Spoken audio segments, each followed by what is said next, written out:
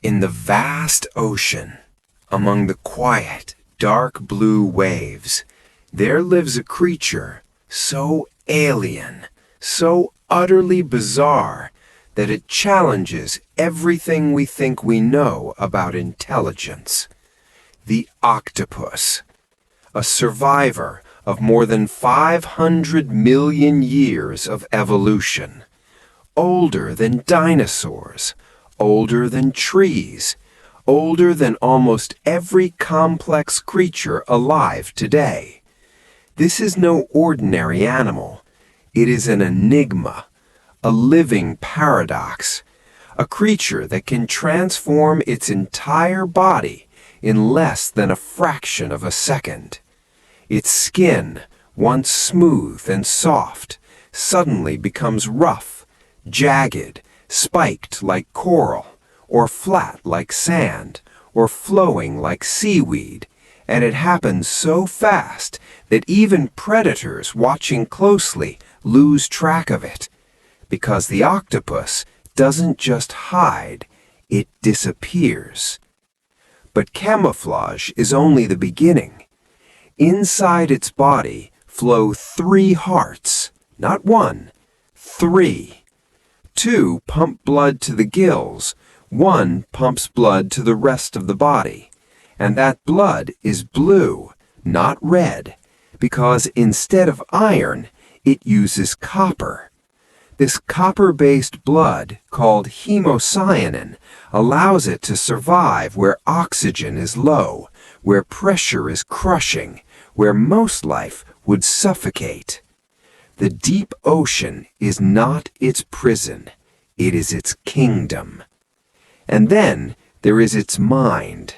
An octopus has around 500 million neurons, similar to a dog. But here's what makes it truly alien. Most of those neurons are not in its brain. They are in its arms. Each arm can taste, touch, decide, act on its own. Even when separated from the body, an arm can still move, still react, still sense its environment for nearly an hour. Imagine your hand having a mind of its own. This is not science fiction. This is real. And its skin may be even more extraordinary. Octopus skin contains special cells called chromatophores, iridophores, leucophores. Chromatophores change color. Iridophores reflect light. Leucophores create brightness. Together, they allow the octopus to become almost anything: rock, coral, sand, shadow, even other animals.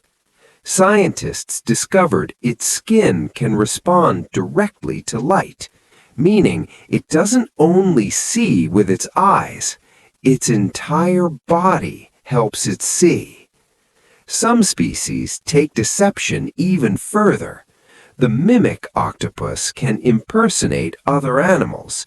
It can become a venomous sea snake, a lionfish, a flatfish, copying their shape, their movement, their behavior to scare predators away, not by fighting, but lying perfectly.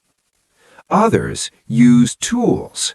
The coconut octopus carries coconut shells across the ocean floor, using them as portable armor.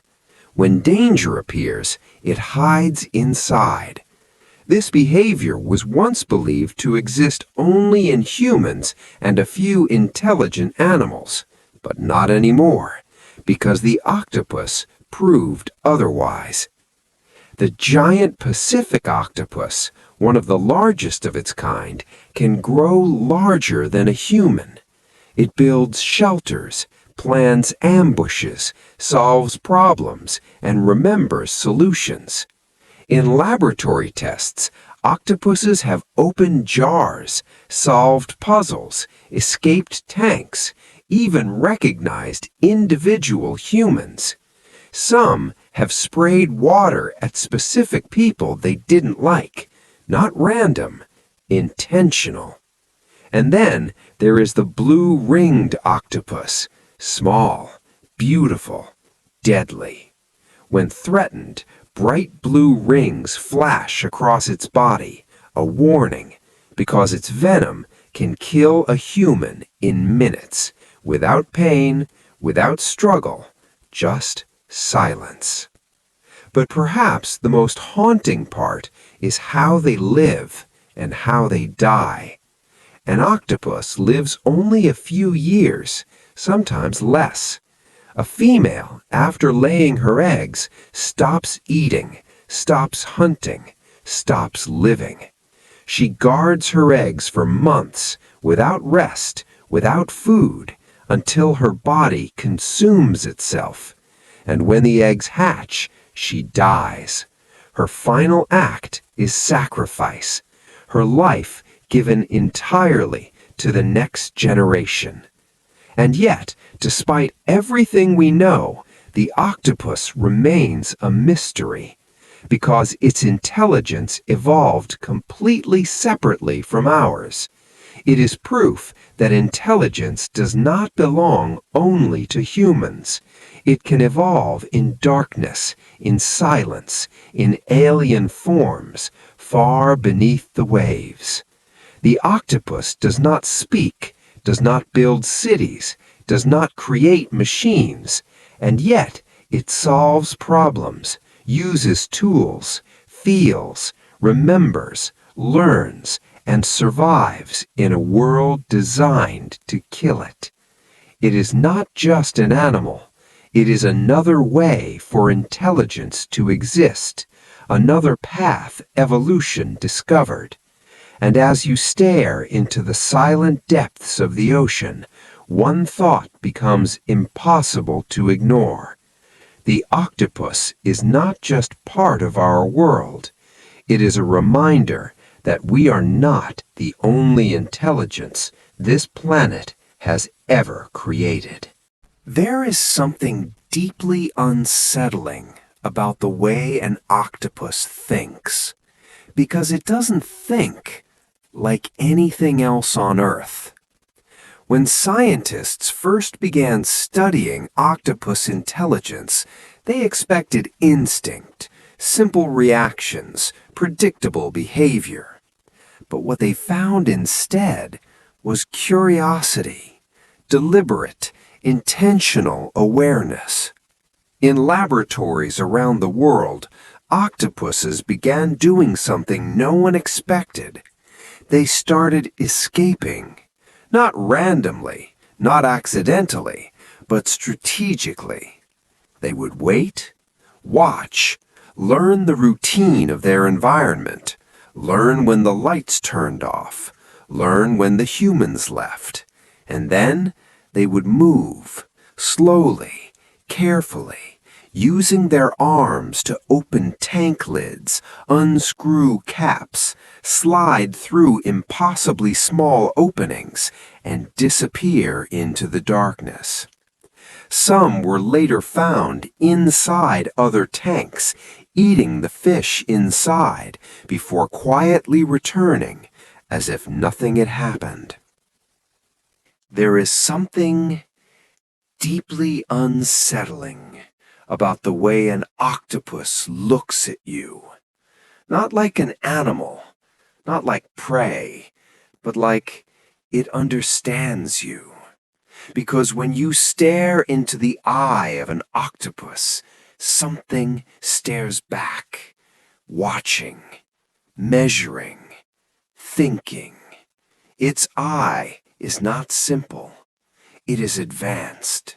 So advanced, it evolved independently from human eyes, separate, alone, and yet almost identical in function.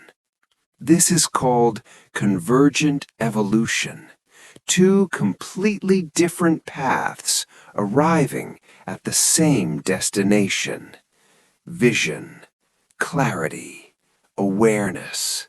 But the eye is only the beginning, because the real horror is not how it sees, it's how it thinks.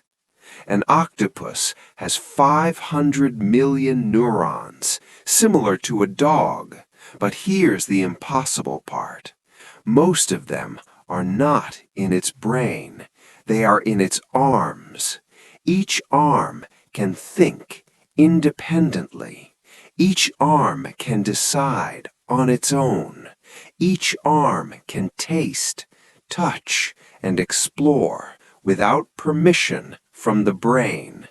Imagine your hand having its own mind, moving without asking you, choosing without telling you. That is the octopus.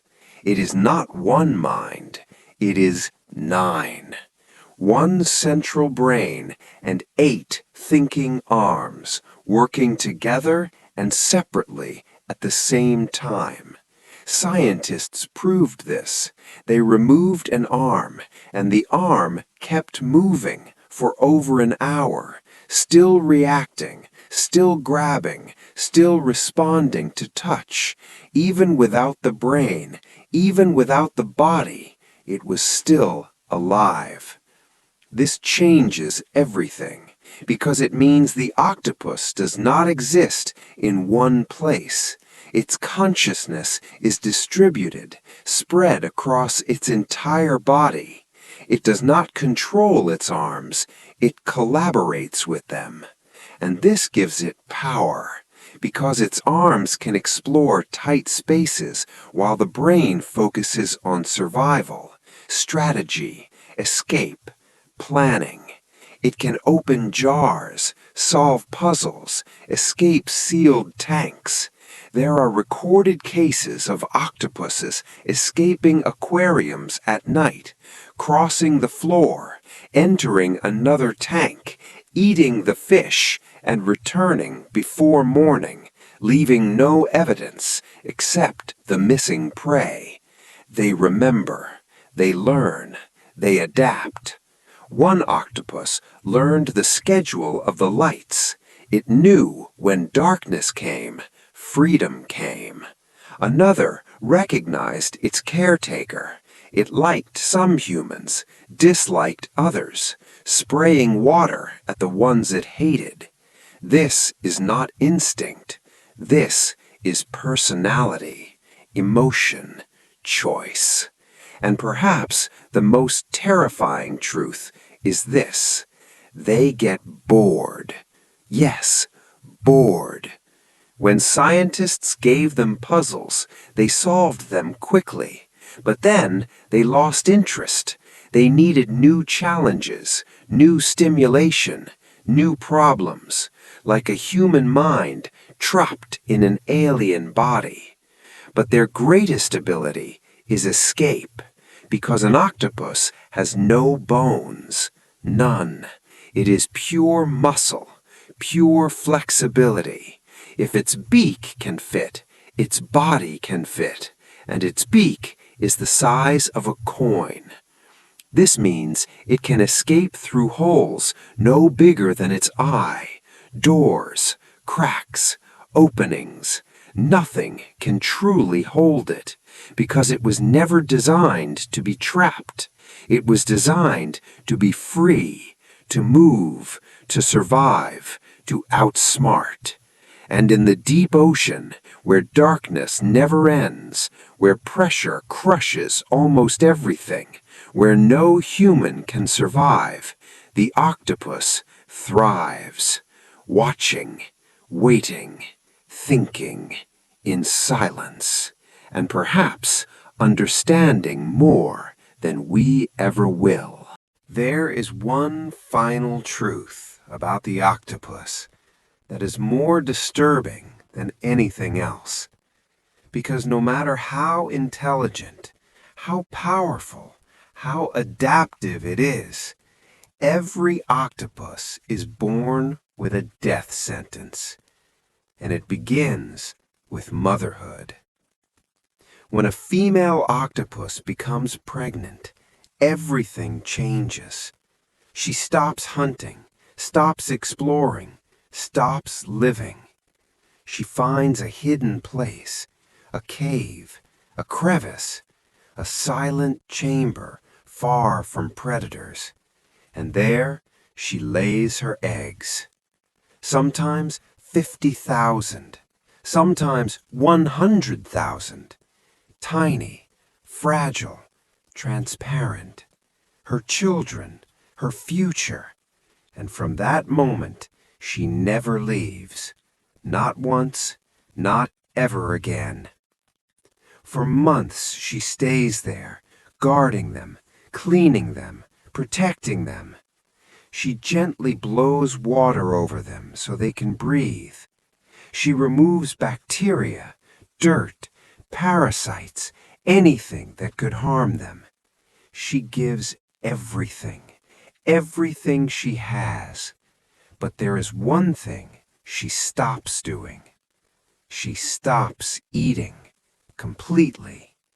Not because she can't, because her brain forces her not to. A small organ called the optic gland releases chemicals, chemicals that slowly destroy her. It shuts down her hunger. It weakens her body. It begins her death. She becomes thinner, weaker, slower. Her skin fades. Her strength disappears. But she does not leave. She cannot leave, because if she leaves, her babies die. So she stays, and she waits for the end. Months pass. Her body begins to break. Her muscles decay. Her eyes lose clarity. She is starving, dying, but still she protects them. This is not survival. This is sacrifice. And then, one day, the eggs hatch. Thousands of tiny octopuses enter the world, free, alive, alone. And the mother sees them for the first and last time, because shortly after, she dies. Not killed, not hunted, programmed. Her mission complete. This is called semiloparity, a biological command. Reproduce once, then die. No second chance, no survival, no escape. Even the most intelligent creature in the ocean cannot escape its own biology. But this sacrifice ensures the future, because those babies will grow, they will learn, they will hunt, they will think, they will survive. And one day they will repeat the same cycle again and again and again. The octopus does not cheat death. It accepts it, embraces it, becomes part of it. And in doing so, it achieves something greater, immortality through its offspring. In the dark depths of the ocean, where no one is watching, where no one remembers, the octopus lives, the octopus thinks, the octopus sacrifices, and the octopus begins again.